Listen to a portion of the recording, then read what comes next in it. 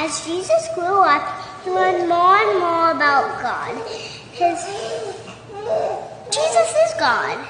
How can he learn more and more about himself? In the Bible, Jesus never directly calls himself God, not even once. If Jesus claimed to be God, don't you think that would have been a pretty important part to include in the Gospels? Now listen to this. In Numbers 23:19 and Hosea 11:9, the Bible says that God is not a man, nor a son of man.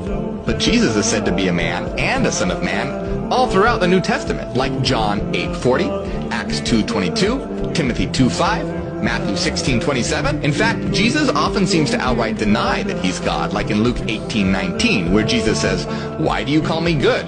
No one is good except God alone." And John 14:28, where he says, "My Father is greater than I." So how can God be greater if they're the same? The historian Bart Ehrman, who was once an evangelical Christian, said, during his lifetime, Jesus himself didn't call himself God and didn't consider himself God, and none of his disciples had any inkling at all that he was God. If Jesus was explicitly God, it would have been said everywhere in the Bible, but it's not said anywhere, not even once.